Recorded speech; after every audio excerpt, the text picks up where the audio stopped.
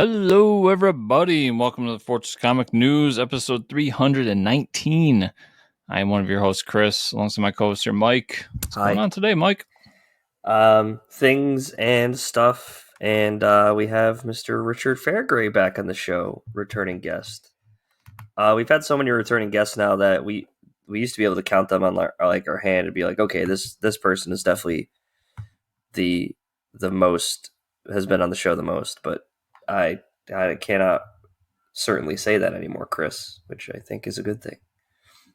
Yeah, I think either Colin or Travis Gibb still have it. Yeah, Travis Gibb, or Colin, probably. But yeah, it's heartwarming that people come back, especially people like Richard, who I really love and appreciate. So, and apparently all these years, all we had to do was tweet and ask people if they want to be on the show. Who knew it was that easy? Shit, man. We had a tweet blow up this week that had like 15,000 views, and now I don't know, the show will be booked for the next 2 years with how many people want to be on it. And I mean, boo-hoo for me, I guess. I know, right? Yeah. It happened on a holiday. So, if you're not in the States listening, it's Memorial Day weekend, so it's like a holiday week. Right. And, I've been busy as shit from work and everything. And then this is going... And so I felt so bad because I'm like, I got to get to it's important to me that I answer everybody. Right. And I was doing that, and it was just rough because it was days upon days of trying to talk to people. But yeah, and I could read your replies, and I'm like, oh yeah, he picked the giant monster book and shit like that. I could see where his priorities were, because I see the messages too, and I'm like, okay, hopefully we get this guy on the show. But that was crazy. We were booked quite a month or two out, right? But now it's like, wow, people want to be on, which is great. So I guess the show must go on, as they say, right? Love seeing it, kids. The show must go on. Speaking of shows that must go on, there's one that has come to an end this week, Chris. Came to an end a long time ago, as far as I'm concerned. Came to an end a long time ago when they had the Super Friends. I know you said this. Episode 13 of 13, the last episode of Pat's Flashbacks. Rest in peace, Pat's Flashbacks. R.I.P. Pat's Flashbacks. This is episode 13 of 13, the final episode of the entire Flash TV series, A New World Part 4. Let's do it justice. Barry appears back in 2023, back to the present, and goes to see Iris at the hospital, who is still in labor, of course. Now a speedster, the avatar of Negative Speed Force, Eddie Thawne, Cobalt Blue, puts together the ultimate team of speedsters to bring down Team Flash, Reverse Flash, Zoom, Godspeed, and Savitar, or as they call themselves. Are you ready for this one? This is actually pretty fucking gold. The runs really fast crew? No, even better. The Legion of Zoom. Dude, that's okay. I'm out. Somebody needs to call the cops on these writers.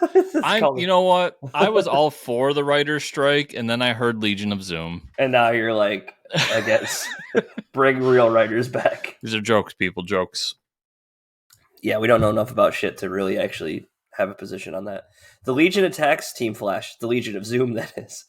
For those of you that don't know, and you aren't a big enough DC fan, if you're a big enough comic fan to be listening to the show, you should know that there's a villain set from DC called the Legion of Doom. So that's why this is really funny to us. The Legion of Zoom. Oh my god. The Legion attacks Team Flash, and there's an epic showdown between all the members. All of Team Flash defeats the foes, except for Barry, who's losing to Cobalt Blue. Jay Garrick shows up just in time to save Barry, steals Cobalt Blue's speed. Cobalt Blue retreats back to the Negative Speed Force to recover. Barry follows Cobalt Blue into the Negative Speed Force and refuses to fight him. Barry knows that the only way that they'll ever have peace is if they agree to have some coexistence. Cobalt Blue agrees and destroys the blue crystal. The next morning, baby Nora is born, and the Nora from 2049 is there to witness the birth. That's weird.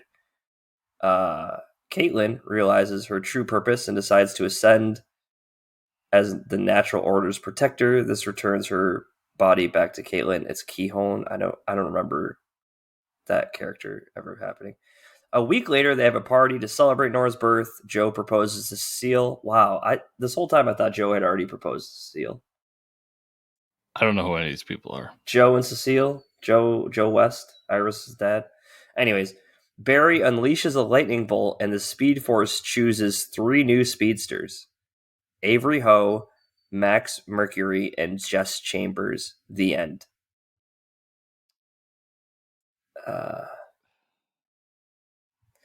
I'm so glad this show's over. Yeah. So that's it, folks. They choose new speedsters. What are they going to do with that? Nobody actually knows. But one other Flash fact for you: I bought my Flash tickets. They went on sale. I have them for the Sunday that weekend that comes out, so I will be able to talk about it on the show. And I've been seeing some stuff drop about it. I've seen that. Well, there was some spoilers on the DC Leaks subreddit. Yes, I go there. Yes, I like to leak stuff for myself. There was an article that came out too, and I did not read it. That's saying there's like a multiverse scene, obviously, and some great cameos are happening that they did not put in the test screenings because they didn't want the stuff to leak, which is probably for the best because I wouldn't want it spoiled for me either. But says the guy who went to DC Leaks. Yeah, it goes to DC Leaks, but they're still pretty good about what you want to leak for yourself. But I will say this: I'm very excited to see the new Michael Keaton Batman movie. I really am excited for that movie. Yeah. As am I. Like I want this movie to be good. Mm-hmm. I say this all the time with any movie. I want it to be good, but this one really does have me excited for the first time on a DC movie in a while.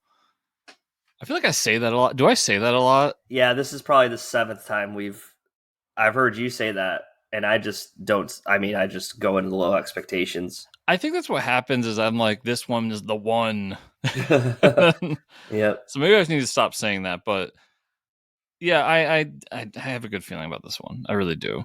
Yeah.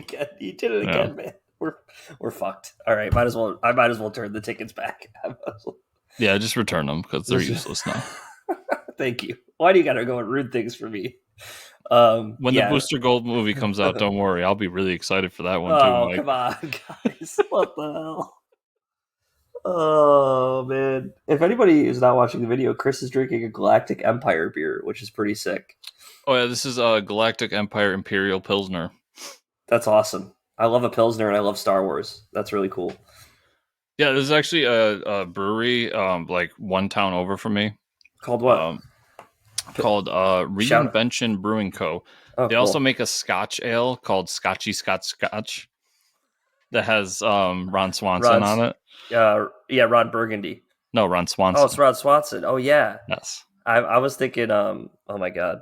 I'm thinking Anchorman, but yeah. That is a line from Anchorman. Yeah. But it has Swanson on it. Yeah.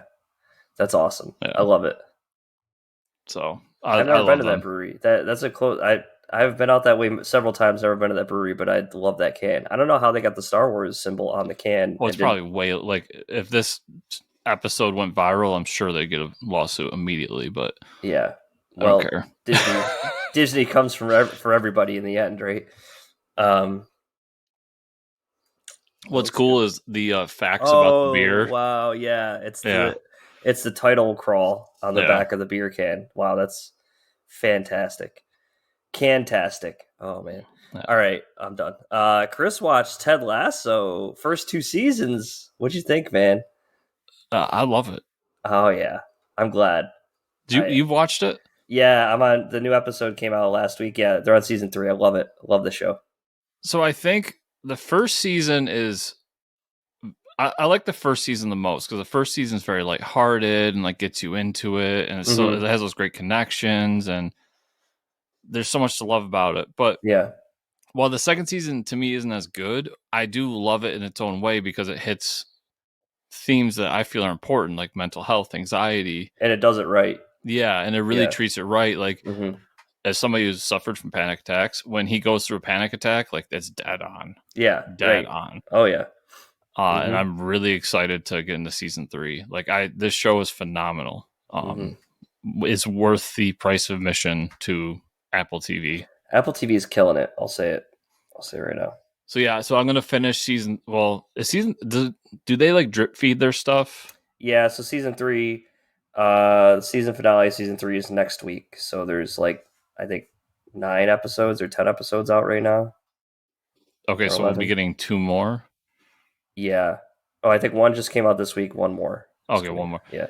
So I'll start season 3 probably like tonight or tomorrow, and then I still want to watch that Tetris movie. That was the real reason I got Apple TV. Yeah, I still have to watch that too. Yeah. And there's that show with one of the guys from It's Always Sunny called Mythic Quest, I think it was. Is that on there? I do want to watch that.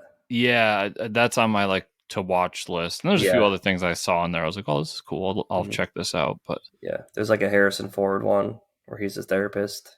Yeah, with I forget the guy's name, the guy from How I Met Your Mother. Yeah. Yeah, some good stuff on there. Yeah, highly recommend. Even if you get it for a month, just watch Ted Lasso or get Ted the Lasso week trial. Just watch Ted Lasso. Someone explained Ted Lasso to me as like a warm blanket when you're watching it. It's just like a feel good.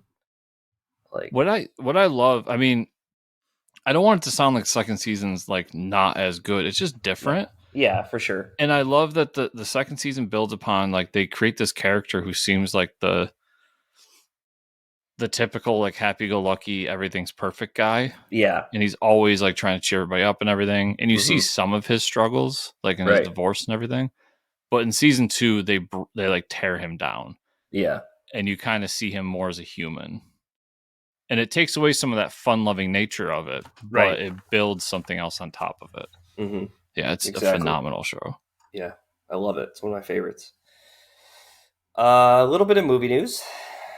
The cast of Captain America 4 continues to grow along with the news of who the villain will be. Both WWE superstar Seth Rollins and star of Alita Battle Angel Rosa Salazar have joined the cast as members of the villainous team, the Serpent Society.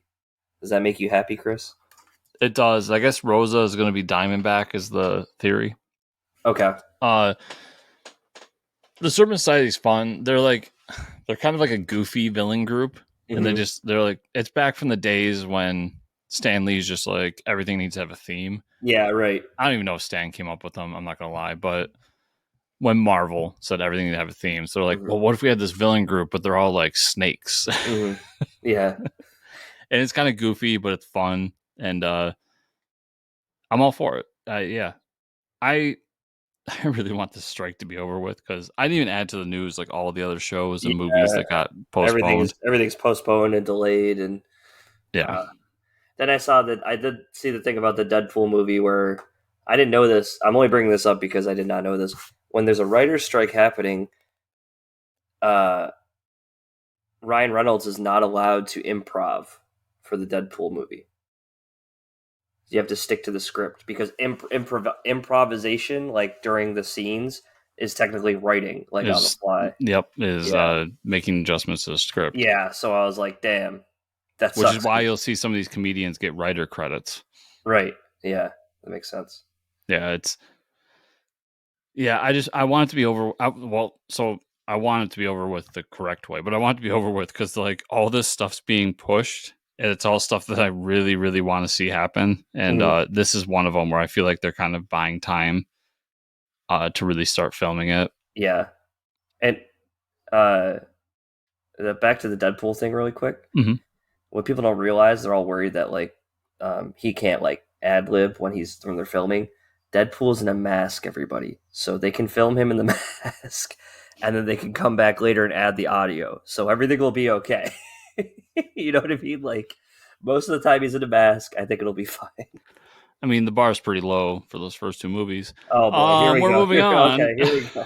Chris never wants to talk about Deadpool, but it's all right.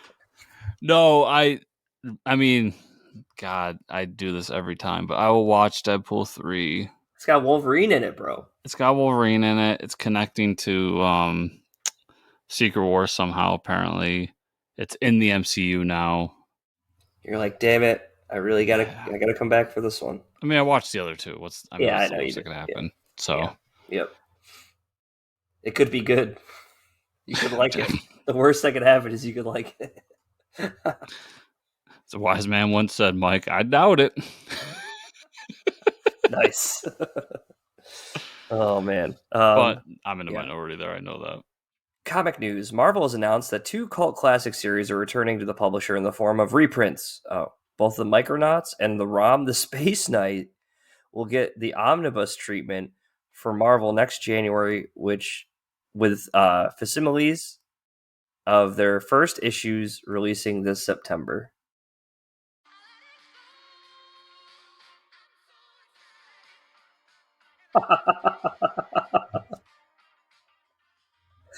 Chris is the only one that's been talking about Rom the Space Knight. Rom's back at Marvel, Mike. Rom. Yeah, there it is. First issue. CG Seed. Wow, man, are you happy or what? Listen, everybody's been telling me it's just reprints, Chris. It's just reprints. First of all, if all I get is a full omnibus set of Rom's original Marvel run with a Marvel sticker on it, yeah, I'm happy. That's awesome. I love that run, and I'm glad that more people can get their hands on it. But if everybody remembers out there, and it's a little different because it's a Fox property, and I know Disney bought Fox, and we can go through all that. When Predator and Alien and Planet of the Apes came over to Marvel, do you remember what they first announced? Yeah. Omnibuses of the original runs. Now we have new runs of all those books. I'm not saying Rom's coming back, but there's a chance. There's a glimmer of hope. And if we come on this show and you say to me, Rom's new series set in the 616 universe, I will probably shit my pants on air. Yep. Just put some towels underneath your seat. I'm excited. And I think this also bodes well for fans of more popular series, being Transformers and G.I. Joe, that either something's happening there. Yeah. Or, which I feel like those have a chance of coming to Marvel as well. Or there's a deal with somebody and they're being a little more coy because they were told, like, hey, Marvel's going to announce this, wait and announce what you're doing. As someone who watched the Micronauts cartoon, I always thought, I didn't realize they were separated properties from Transformers. Yeah, they were their own thing. And they were actually, so Rom and the Micronauts are connected. Okay. Which I should have a better knowledge of the Micronauts, but I don't. And actually, so you just watched Ant-Man 3. Yeah. That movie was supposed to be a Micronauts movie. Like, okay. From what I know of the Micronauts, like, you can tell that that's what they wanted to do. They wanted to do a Micronauts movie, but they don't own the rights to it. I gotcha. But those are all of these properties I mentioned are Hasbro properties that are all toys that became comics later on. So Marvel didn't really own them, even though they created the mythology behind all of them. Right. And so I think those two eventually will go somewhere. I would kind of like to see them go to Marvel. A, because I'm a Marvel fan, but B, because, like, that's where they started. That's where they bloomed. That's where they belong in my eyes. If they don't go there, I would kind of like to see Dark Horse take them. That'd be cool. Yeah, Dark Horse is a solid publisher. It does good work. So I would be happy with them going there too. But yeah, book it. I'm buying. I told my retailers, like, okay, so I just got volume 2 of the Invincible. They call it compendium, but it's an omnibus. Right. I said, okay, once that's done, I'm not buying any more omnibuses. Like, I'm done for a while. And then this gets announced, and I walk in. He's like, "So you're done buying omnibuses, huh?" I was like, "Shut up! I know it's gonna be like 4 more." It's gonna be like 4 more Rom the Space Knight omnibuses. And what's really cool about it is, I was looking at let me pull it up. The issues that are gonna be in it. It's not only just the ROM issues. So, okay, so like the Micronauts 1 is all the Micronauts stuff. It's Micronauts 1 through 29. It's the annuals, blah, blah, blah. The ROM one, because ROM was more interconnected into the Marvel universe, it's ROM number 1 through 29. But it's also going to include his guest appearances in Power Man and Iron Fist. Oh, really? That's pretty cool. Yeah. So my hope is that, like, all of the omnibuses will have his, like, guest appearances. Yes. That sounds awesome. Because he was in an Avengers issue. I did not know that. Yeah, he's actually, So Rogue was originally created as a villain, Mm-hmm. and the reason that she became a heroic character was she kissed Rom Okay. and got some of his powers and got some of his kind-heartedness as part of it or something like that. Mm-hmm. And that actually transformed her and she became an X-Man. So Rom is like interconnected into Marvel lore. That's awesome. Yeah. I I'm had no sure it's idea. been retconned, but in my head, it still exists. Yeah. Damn, dude, I'm happy for you. I'm pardon the pun because I just played the song, but I am so excited. Really? Yeah, that's really cool that they're doing that. This is interesting. I don't know. Interesting good, interesting bad. New publisher Distillery, and this is how you spell it, folks. DSTLRY, Distillery, has announced their first comic titled The Devil's Cut. This one-shot comic will be satanic horror-themed anthology with creators Mark Bernardin, Becky Cloonan, James Tynion IV, Scott Snyder, Stephanie Phillips, Brian Azzarello, and more attached. Okay, the first half of that is like, weird publisher name. Don't really know how I feel about it. But then when you got like Stephanie Phillips, Brian Azzarello, Scott Snyder, James Tynion IV, Becky Cloonan, Mark Bernardin on a horror book anthology, yeah, I'll probably be checking this out. Yeah, this is the X Comicsology guys. Yeah. Remember that news? Yeah. Yeah. Yeah, so that's cool. That's this. So it sounds cool. I like satanic horror. I like all those creators. I like the cover. The cover's neat. Cover's Although I don't interesting. get satanic horror from that cover. I get like No. epic sci-fi from that Yeah, cover. you get like Space Odyssey or some shit. Yeah, so we'll see. But I'll probably, I'll check it out. Yeah, I'll check it out. Scott Snyder, I'll check it out. Yeah. This is cool. I like me some Ahoy. Haven't heard them in the news in a while. Ahoy Comics announced a new anthology series releasing in September called Project Cryptid. The anthology will feature stories about cryptids from creators like Mark Russell, Leanna Kangas, Stuart Moore, Bryce Ingman, and so many more. Hell yeah. There's nothing more than Chris loves than cryptids, but also indie comic cryptids. Let's go. Yeah, it's cryptid season, man. Yeah. Yeah, the King Cryptid book just came in. The other cryptid book from our buddy there on Kickstarter, and now Yeah. this. It's all right. I'm okay with it. Yeah, more of a good thing. And I can't wait to find out what cryptids think of capitalism from Mark Russell. Yeah, that's that's what we really want to find out. How do the where do the cryptids fit in the capitalist machine? Like, yeah, Mothman's really upset about it, guys. Mothman's bringing his briefcase to work every day. This might be I might get this week to week. Yeah, that's pretty cool. Or month to month, I mean. Mm-hmm. I've been trade waiting on all Ahoy stuff. I love their stuff. Like everything I've read's great.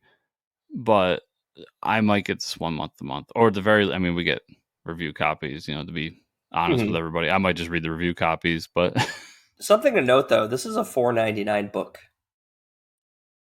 Yeah, because I think it's a little bit bigger. Yeah, so just and there's something I didn't put in. I should have put it in the show notes, but they're doing like how they do the prose stuff at the end. Yes, there's a big thing. They're doing like a big 13-part epic in their prose for next year, and it's going to go across like multiple books. Oh, okay. And actually, this issue is the starter.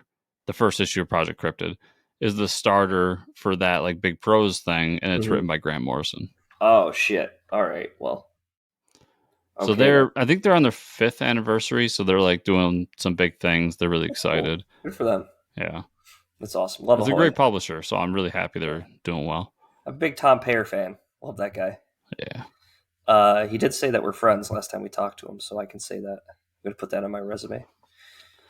Which is shocking that you're friends with the Yankees fan, but yeah, well, sometimes you look past things. Publisher Titan Comics announced, with the blessing and authorization of the Hendrix estate, which is very key, a new original graphic novel titled Jimi Hendrix Purple Haze. The graphic novel will be written by Mello Brown and DJ Benamine, with art by Tom Mandrake, created in collaboration with Janie Hendrix, Jimmy's sister. This story will feature the rock and roll legend, as you've never seen him before, as a time-traveling intergalactic hero in search of a magical talisman that captures the power of Jimi Hendrix's trademark sound. That sounds wild, and even crazier is the cover for this book is insane. This sounds nuts. It sounds nuts, and I feel like I got to read this shit. This looks like the cover is just insane. I love the art. Yeah, and something people don't really like think about me is like I'm a massive Jimi Hendrix fan. Yeah. Like I read his biography growing up. I was I was in love with that. That's awesome. His life and his journey and everything. Yeah. And I saw this and I was like, okay, another rock and roll biography comic. Like I don't know, they don't do it for me personally. Yeah, right. And then I started reading it, I'm like, this is insane. And this is something that I could see like old man Jimmy being like, fuck yeah, let's do it. Yeah, hell yeah, let's go for it. Yeah. I'm probably gonna pick this one up because I think it looks like a blast. And I love that they made sure in the press release that we knew this is authorized by the Hendrix estate. His sister's involved, his family's all I think for that's it. great. I think that's awesome. Yeah. So I'm all for this. I am really excited for it. I will definitely be picking it up. Yeah, I gotta check it out. This was some big news that hit this week. Saw some people tweeting about it, their feelings about it. Image Comics announced that they're officially leaving Diamond Distribution. Have signed an exclusive deal with Lunar Distribution, DC Comics distribution company. I'm seeing a great migration here, Chris, of publishers to distributors. I mean, I feel like this is going to hurt the local comic shops the most, but I don't know how you feel about it. I don't think it's going to hurt local comic shops at all. I mean, there's some comic shops that are throwing a big hissy fit about this, but what happened, in my opinion, was a lot of these small business owners, and let me say with all due respect to anyone that owns a comic shop, there's a lot of people that open a comic shop that are not business people. And they got a little, well, first, Diamond was screwing them and they didn't know. Right. But second, like, they don't have business acumen. So if you ever, I don't know your background with retail or working any kind of job, but there isn't just one vendor distributor. Like, you deal with, like, most stores deal with dozens upon dozens. Comics were dealing with one for the longest time. And they thought they had it easy because of it, but a lot of them, and people I know that are like more business savvy, were like, dude, these people are getting fucked. Yeah. And then the pandemic hit and all these, and Diamond tried to throw its weight around, and Marvel and DC said, well, guess what? Like, we're owned by giant corporations. We can do this on our own.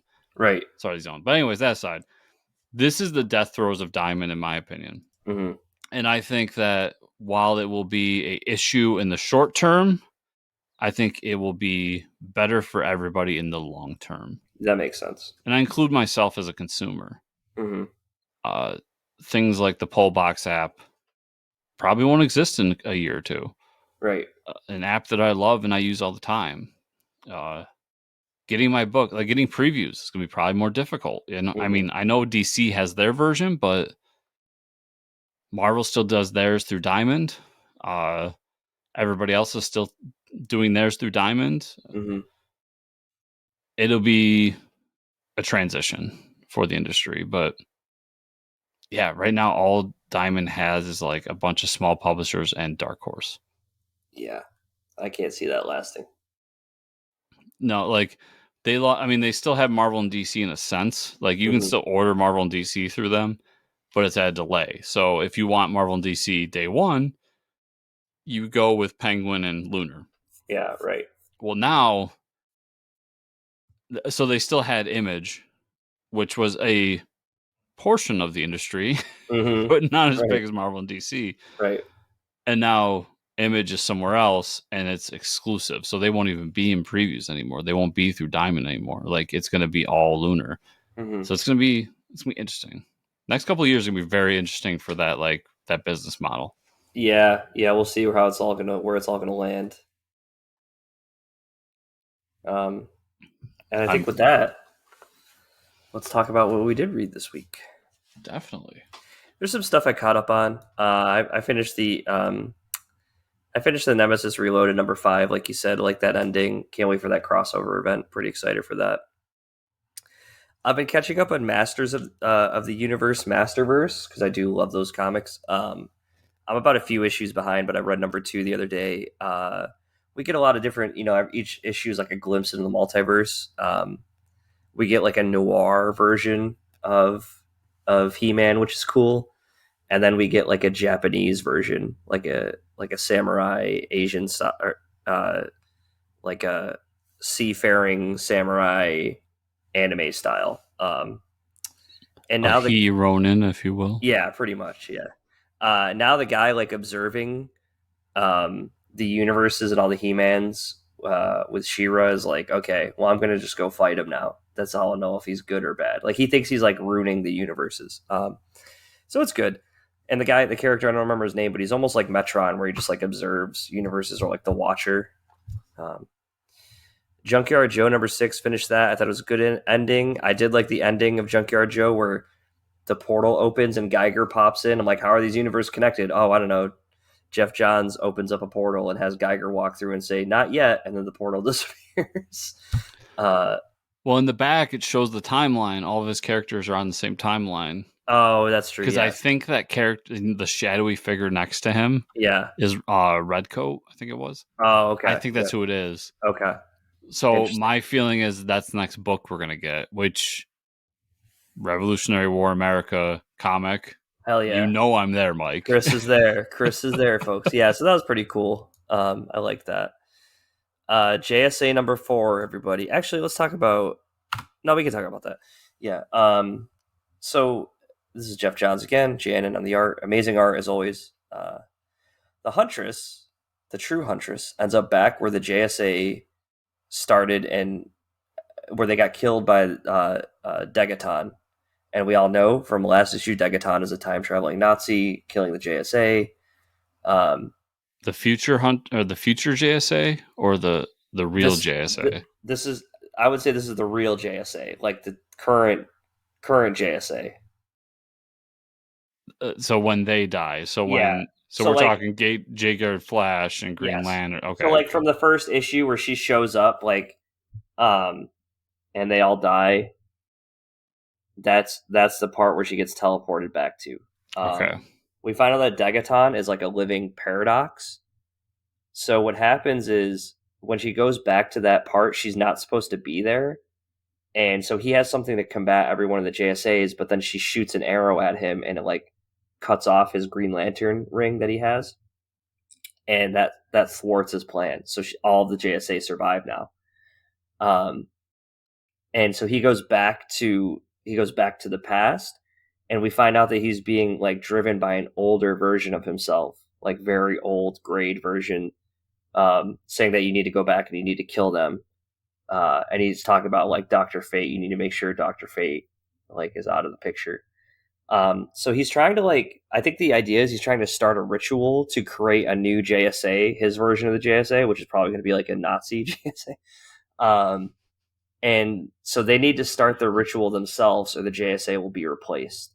But at the end of all of it, the Huntress is in the past timeline. So it's like 30 years before she's born, right? So of course she wants to go to Gotham and talk to Batman. So that's how the end of the issue wraps up.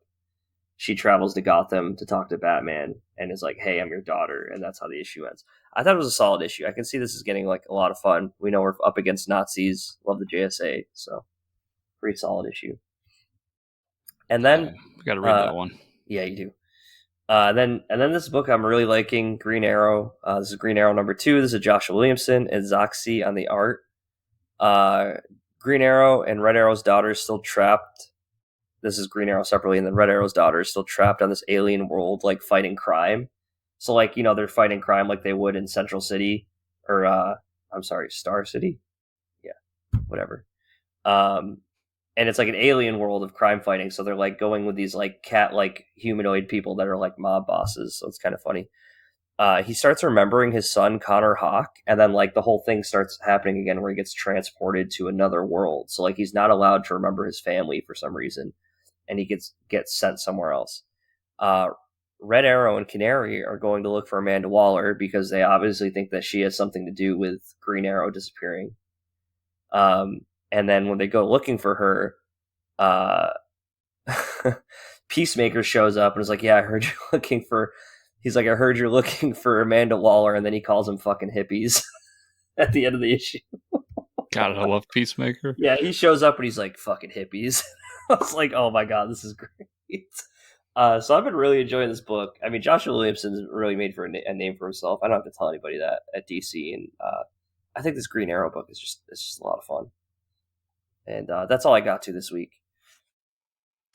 Well, I got to Vanish number 7. Yes, yeah, I did want to read that. It was a really good issue. So Vanish. So basically, the wife goes off and she contacts his friend from issue 1 that was killed in the afterlife and asks him for help. And says that Vanish.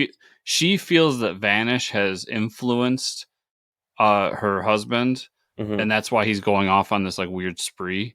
So the friend goes back to the basically hell, and finds one of Vanish's old cohorts and makes a deal with her to try to help them defeat Vanish. Meanwhile, Dylan, the main guy, is fighting this weird, I don't know, cross between Spawn and Doc Ock character, and defeats her, obviously. And then it ends with the big bad from issue 6's cover, the guy that looks like something from like a black metal album cover. I forget his name now, but he comes down and is like, all right, obviously I need to deal with this. So heading into, I believe, the last issue. Pretty good issue. I really liked it. It made a little more sense of the last issue, how we talked about it felt like Donnie writing himself, and I still feel that way. But this kind of tied it all together story-wise to make more sense. So I really enjoyed that. Action Comics number 1055. So the whole super crew in the first story is fighting these random cyborgs that Cyborg Superman's taking over. And meanwhile, Superman goes back to the Fortress of Solitude and finds the Eradicator and sends him on a mission to help them find where Cyborg Superman is, which leads to a big confrontation. And the whole time, Metallo is helping them along the way because Cyborg Superman is holding Metallo's sister. And then we find out that Metallo's sister is working with Cyborg Superman the whole time. And that's kind of where that story ends. And then the second story with the Superman in the past, right after Death of Superman, basically Superman and Lois find out what's going on, that John's been taken to another planet, and they need to go help him. It's essentially what happened. And then I'm going to be honest with you, I didn't read the Steel story because the first story didn't do anything for me, so I skipped it. But Action Comics, recommend. Daredevil and Echo number 1. This obviously teams up Daredevil and Echo. And like any good Daredevil story, it connects not only Daredevil with a crime that involves his Catholicism in some sort, but this also connects him to his past, not his family's past. So we also get little glimpses into the 1800s where a great-great-grandfather was also trying to solve a murder, and it's somehow connected to a demon. And Daredevil and Echo end up in the same church and find this weird demon thing has been killing people across the city, and they need to deal with it. Actually pretty good.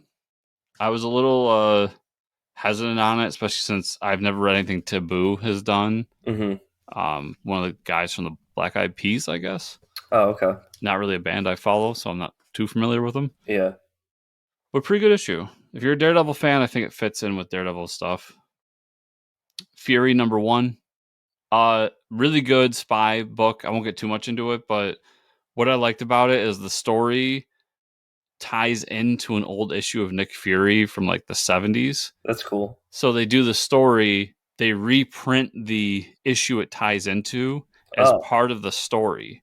Oh, really? So you literally you get the first half of the story, you read that as a flashback, and then you go back into the current Nick Fury story. That's cool. And it's obviously going to lead into more stuff. But if you like spy comics, I think it's well worth your time. Speaking of spy comics, I've got 007 for King and Country #2. And it's just another good action comic. Like, I love these 007 books that Dynamite's doing. This is Philip Kennedy Johnson writing it, so you know it's quality stuff. Yeah, you know it's going to be good. And it's just a blast. It's basically like 007 is on his own with an old mentor of his, and they're fighting because this corporation is basically taking over England. Okay. And now all the other 00s are going after them. So it's a really cool story, and I'm really enjoying it. And then Thor #34, which I believe is the second to last issue of this run. And a lot fucking happens in this book. Because Doom shows up in the past, and then he fights Thanos, and that's when Thor shows up, and he has to save his sister, who's a sister I've never heard of before, but apparently she exists. And his grandfather shows up, and he's doing stuff. And then we find out it's not really his sister. It's actually it's been Hela the whole time, but a Hela that's time displaced. So they go back into the past and they find Loki with a bunch of frost giants, and stuff happens. I'm not sure, but it's really awesome. Awesome. I've become a really big Thor fan recently, and while that's the most confusing issue of this run, I still think it was really good. And then I read a manga this week. Oh, what'd you read? Zom 100 Bucket List of the Dead. That sounds crazy. It's a zombie comic, but it's got a twist to it where it's this guy who works this dull job and hates it and is treated like shit, and then the zombie apocalypse happens, and he's the only person that's happy about it because he doesn't have to go to work the next day. Okay. So he creates a bucket list of 100 things he wants to do before he becomes a zombie. That's awesome. And some of them are as like mundane as like have a beer with my friend from college, and some are like bigger. And while it's a lot of fun and it's a cool adventure, and I like the lead character, like, so he one of the things is, this is typical manga stuff, but one of the things is like, confess my love to the girl I've been in love with for years. Yeah. And when he goes there, like, she was with a dude and they both turn into zombies. Oh, okay. So the dude like comes after, that's a zombie now, comes after him. He takes it down, and he walks in the room, confesses his love to this like rotting, dying corpse. Of course. Who's obviously tied up in like some BDSM SM shit. And then walks away and is like, well, it sucks she's a zombie, but at least I got to see her boobs. And then like, blah, blah, blah. Yeah. Classic manga shit. Yeah. Yeah. It's a ton of fun. And like the last story where he meets up with his old friend, and they both like, he finds out that he wasn't the only one that like hated his job, and because he thought he was the only one, he just had to like deal with it and all this. So I think it's a lot of fun. I'll probably continue it, but other books are going to take priority over it because it's not better than some of the other stuff I've read recently. Right. But still pretty good book. Would recommend it. So, Mike, that is everything I read this week. Where can people find you on the internet? You can find me at Fortress Ricker on Twitter. Where can they find you and or the show? You can find me at Fortress Chris on Twitter. You can find the show at Fortress Comics _ on Twitter. Also at FortressComicNews.com. As usual, everybody, 5-star reviews on podcatchers. Like, subscribe, share, comment down below on the YouTube version, and Patreon at patreon.com/FortressComics. Thank you all so much for watching and listening this week. See y'all here next week.